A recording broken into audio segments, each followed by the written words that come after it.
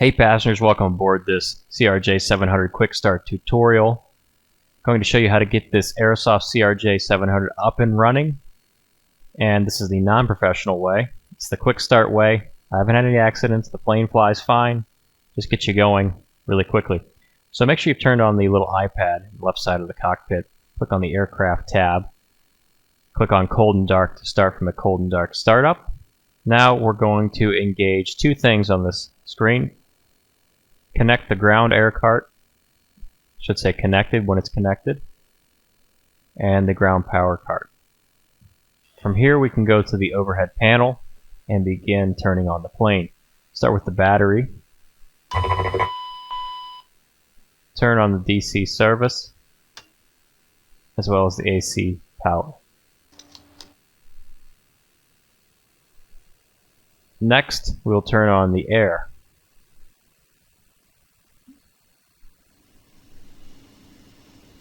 Recirc fan on, air conditioning on. Our passengers need air. Turn on your nav lights and beacon light. Set your passenger signs to auto. Arm the emergency lights. Up next we need to align the IRS system. So go down to the throttle quadrant. You see these two knobs here. Switch them to nav. That's the middle position. You'll see this magically brings up your PFD. Today we're doing a basic flight plan. You'll click on this pause Init button. We're at Myrtle Beach, so my airport code, KMYR. Click on that, put it into the computer. And then it displays your latitude and longitude. On the right side of the screen, click on that. It will display your latitude and longitude in the bottom screen. And where it says Set POS, click on the little box next to it. That will input it there.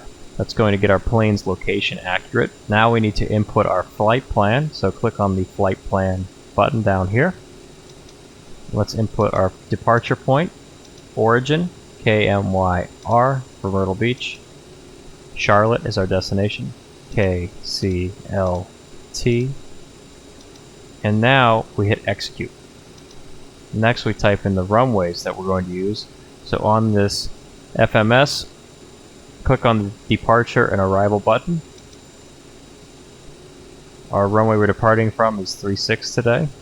Select it. Hit execute. Click departure arrival index. Now we're going to do Charlotte with the arrival.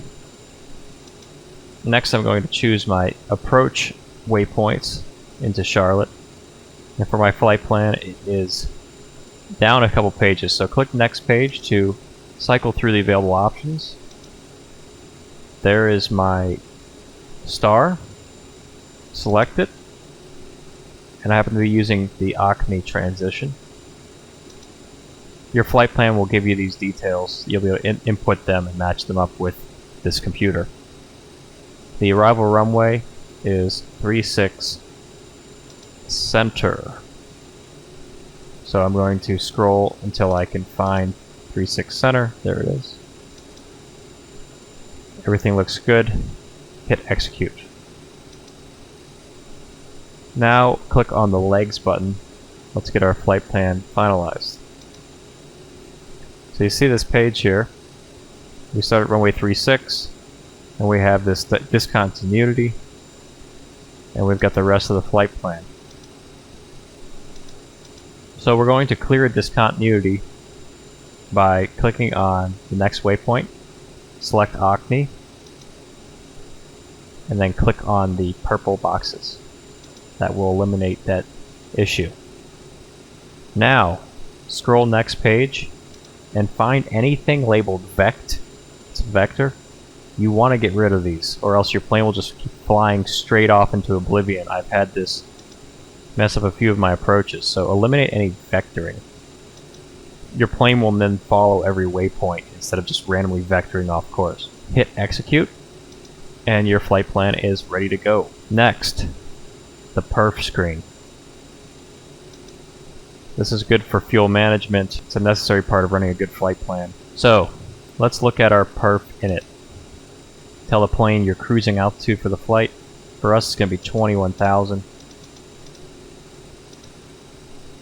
And then how much fuel we're carrying. This will vary. Right now we're carrying 4470 right here.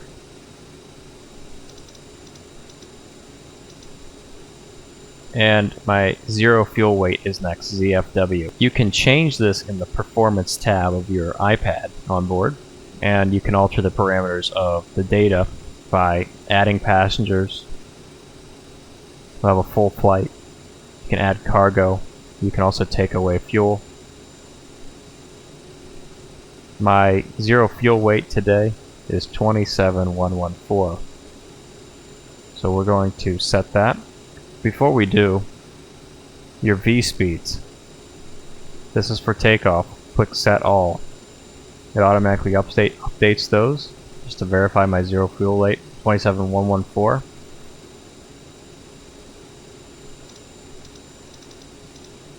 Input, execute. Alright, so we're really ready to go at this point. We've done a lot of the basic things we need. Last thing I'll do, input my altitude to my cruising altitude, 21,000 feet. And then set your vertical speed by clicking on the vertical speed indicator button. And then set your vertical speed by clicking the VS button. Select that to be about 2,400 feet per second off of takeoff. So 2.4 on the PFD here. I also like to push the nav button. So that way when you start flying, you just hit autopilot, engage, and it's a really smooth flight. Now we're ready to do some action. Get ready to start the engines. So let's turn on our fuel pumps.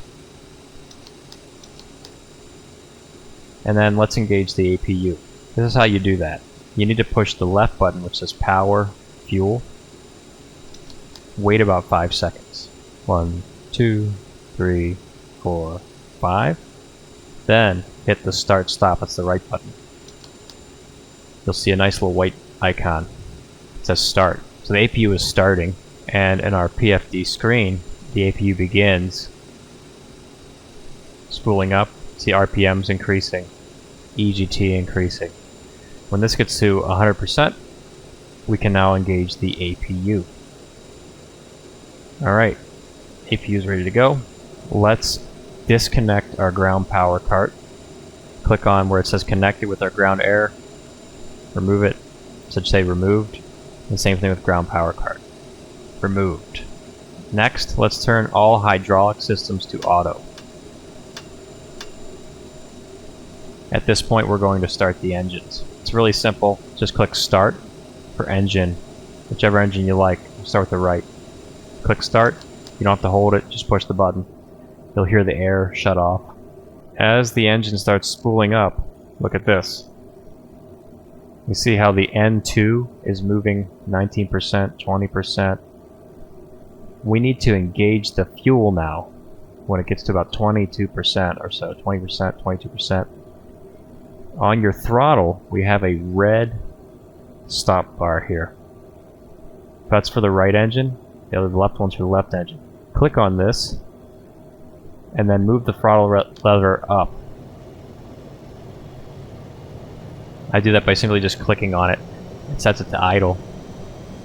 That engages the engine. And then we wait until this gets about 20% or till it idles. Alright, looking pretty good, around 21%. Let's engage engine number 2. Same thing here. Left engine, click start. Watch the PFD. It's going to get up to about 20%. We'll engage the engine. There we go. Click on the throttle. That engages it to idle. And the engine will start spooling up pretty soon. There we go.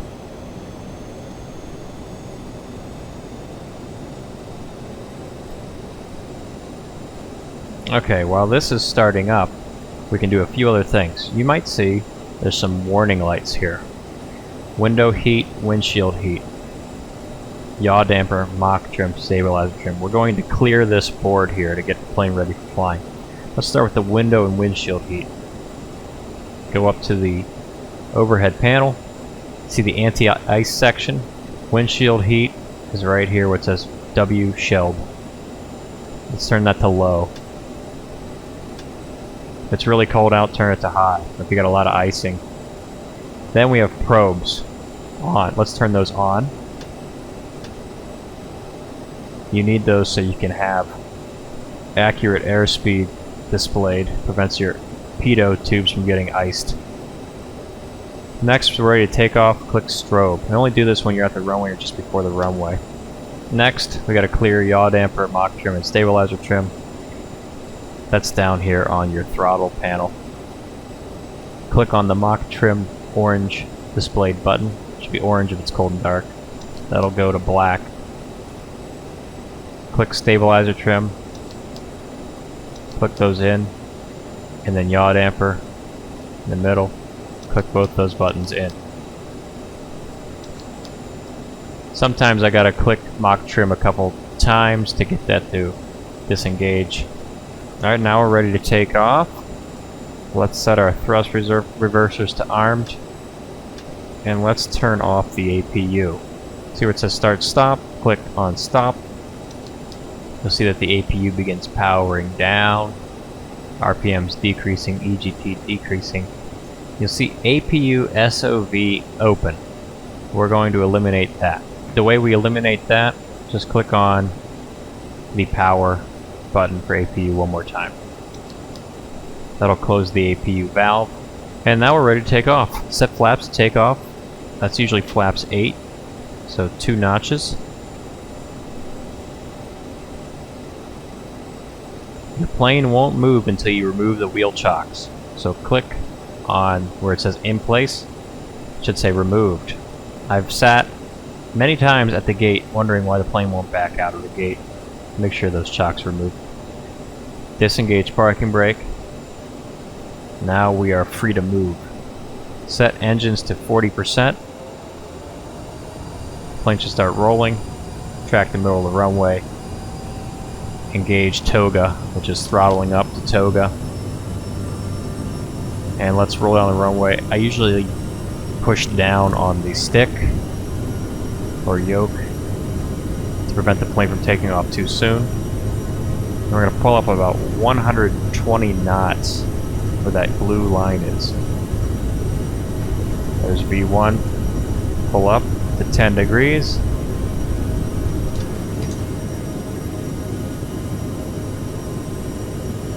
Gear going up. Try and follow your flight director. That's that bar right in front of me, that purplish bar. It'll tell you where to fly. Follow the aircraft offset 5. Then you can engage your autopilot. And everything seems pretty seamless when you follow that. Flaps up at about 2,000 to 3,000 feet. Follow the generic on final. Wind 279er at 5. Clear to land runway 18. You got to keep the plane under 250 knots, under 10,000 feet. So I'm slowing down to maintain 240 knots. I'm going to turn off the radios because I just don't want to hear this right now. Okay, now we're climbing at about 245 knots. Pretty nice day for flying. Oh, I forgot the landing lights. Make sure those are on under 10,000 feet. Like I said, this is a quick and easy tutorial. You'll find this plane goes pretty fast. It's easy to get over 250 knots at 10,000 feet. I like to power off my iPad. I just don't like the brightness sometimes. I'm going to show you a little trick for climbing this plane correctly to cruising altitude. Set your altitude to 10,000 feet. Once you get to 10,000 feet, we're going to accelerate the plane to our climb speed, which is 290 knots. You see the speed knob? It's not to hold airspeed. It's more used for climbing and descending with your autopilot. Set that to 290 knots. Alright, we're almost at 10,000. Plane's going to start accelerating as we level off, and we can turn off the landing lights. Once the plane gets to 290 knots, we'll hit the speed button. But we need to set our altitude first, so we're going to 21,000. So I'm raising the altitude knob to 21,000.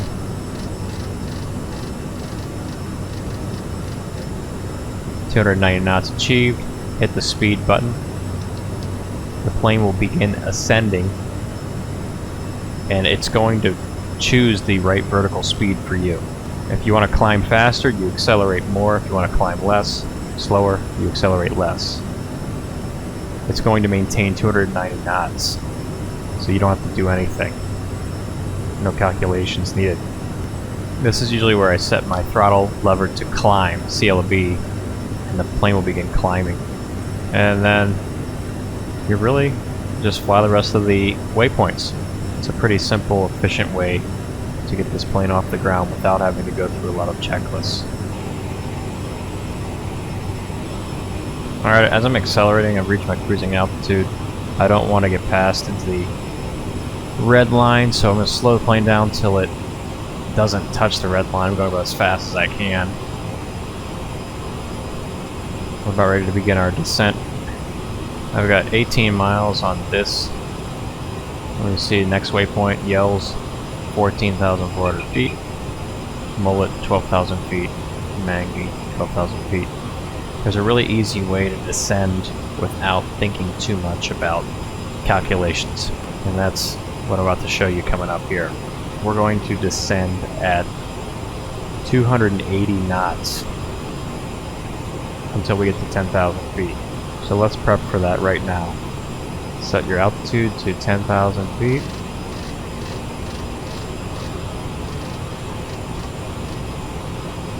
Now the reverse is going to happen. Remember how we selected 290 knots for our speed to climb? Well, now we need to set our descent speed.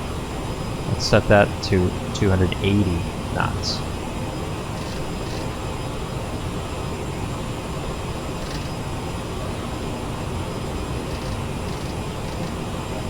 Now we're going to slow the plane down gradually to 280 knots.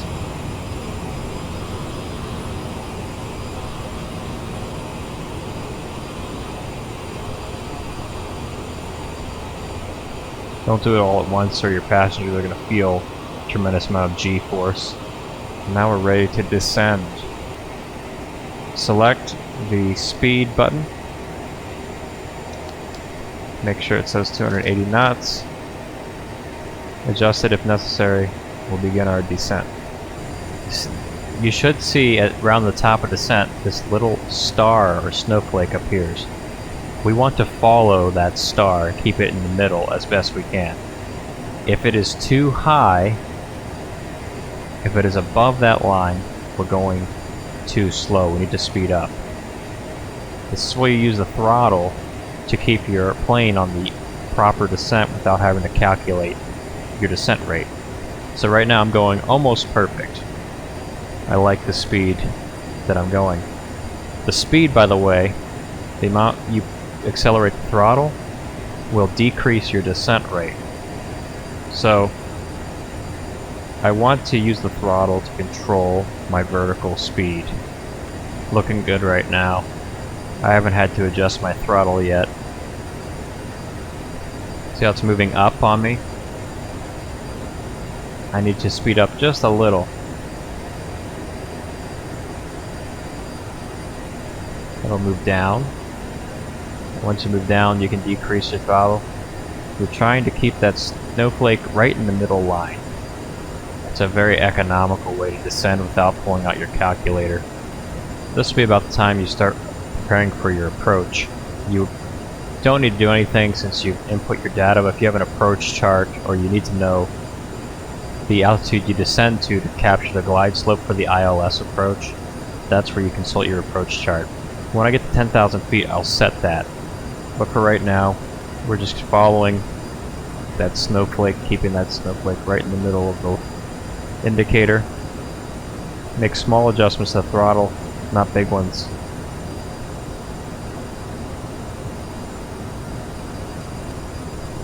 I'm increasing my throttle to keep that snowflake in the middle, decreasing and increasing, just subtle adjustments. I know it's getting really far away from me now, so I need to increase my throttle more.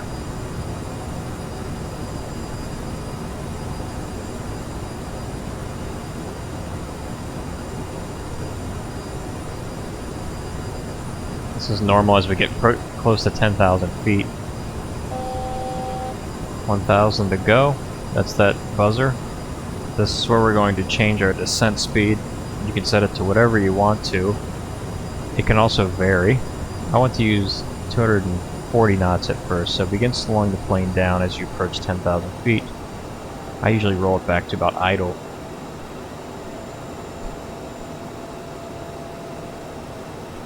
It's okay if your snowflake moves on you. That's normal while you're slowing the plane down. Let's turn the landing lights on.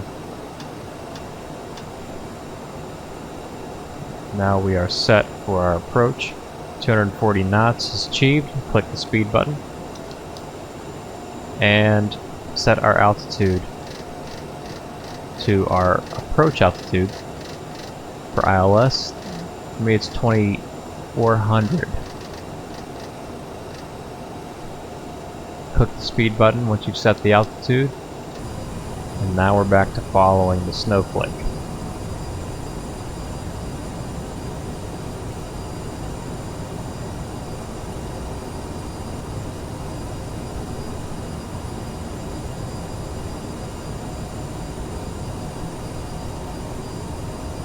We're nearing around 6,000 feet.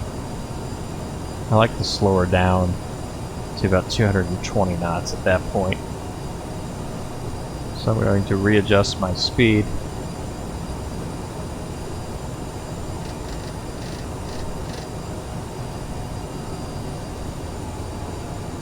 $220.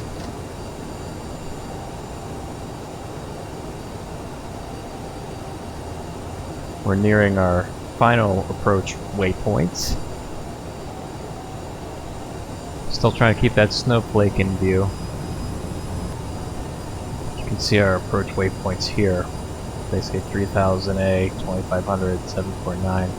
You usually see that with the approaches. The altitudes are listed.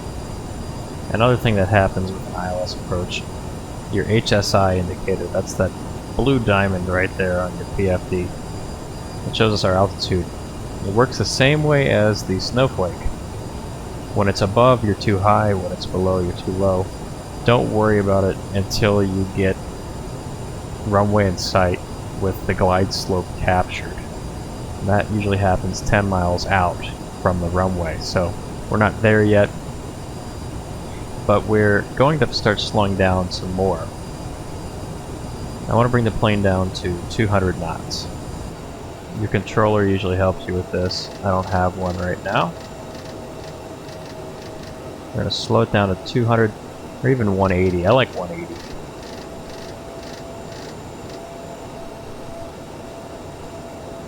Our little pre-landing checklist. Landing lights are on.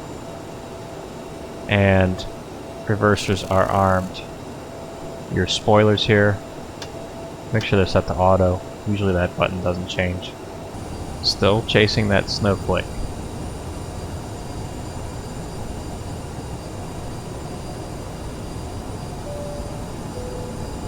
Ladies and gentlemen, we are about to land. Please remain seated until we have stopped. Good time to add flaps 8.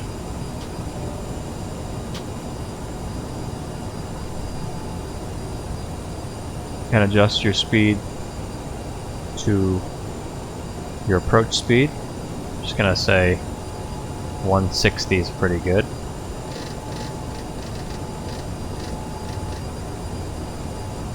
Runway is sighted. Let's drop the gear. Usually do that 10 miles out. And the HSI bug here is moving. Once that gets to about level, we're going to hit the approach button.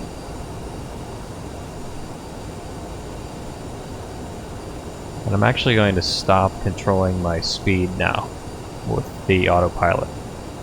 the approach bug. Gonna click that button.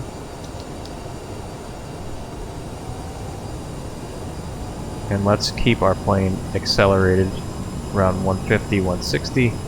Engage the flaps to 3 for landing. That's flaps 30.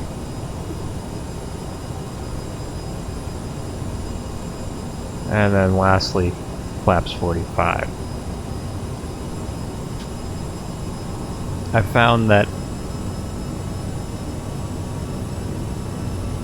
when we engage these flaps, the plane really slows down a lot, so you have to accelerate more with the engines on final. Got some turbulence here.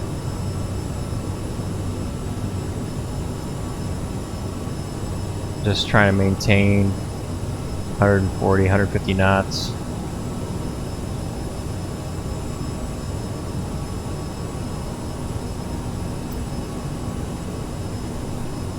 The approach button on autopilot is taking care of my descent. All I have to do is watch my airspeed.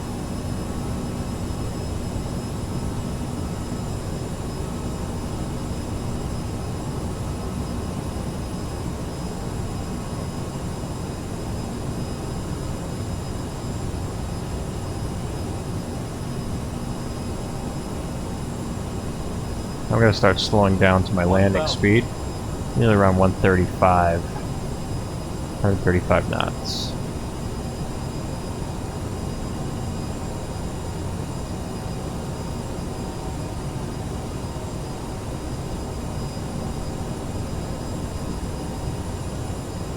Runway's in sight. I'm gonna disable the autopilot.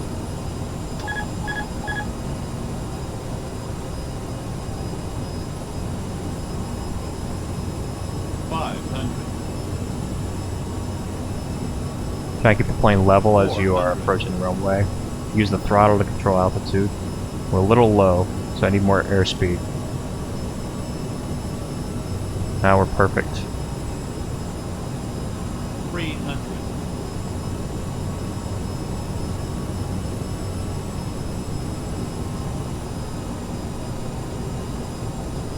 200.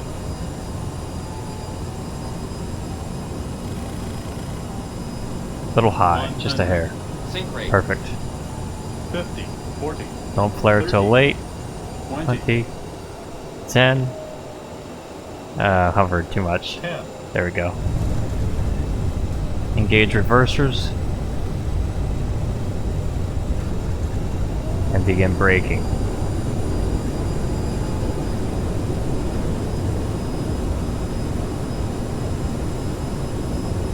Turn next taxiway. Disengage reverse thrust. Flaps up. And welcome to Charlotte.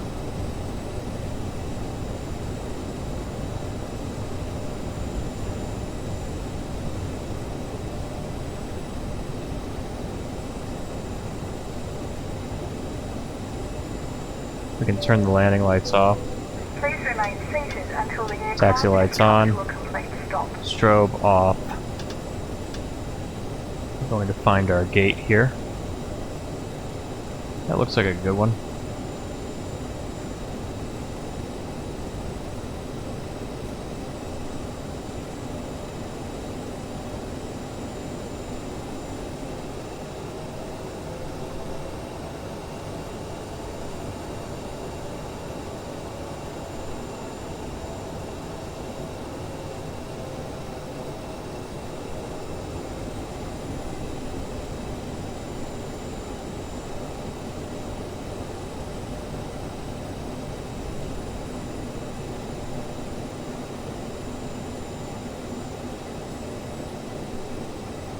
And stop.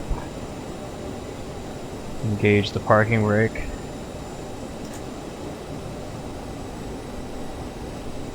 Set the chocks to in place. Connect the ground air cart. Connect the ground power cart. Turning off the engines. Pretty simple. Click on our lovely little red tab. bring the throttle back to where it was when we started the flight. Same thing with the left engine. Click on it, pull it down, and there goes our power.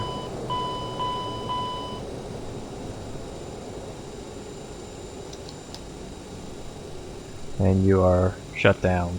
So I hope you enjoyed this quick flight tutorial. Really easy to fly this plane without using a whole bunch of checklists. I know it's great to do it the real world way, but if you're in a pinch and you want to do a cold and dark quick startup, quick flight, this is a great way to do it. Thanks for watching, and see you on the next flight.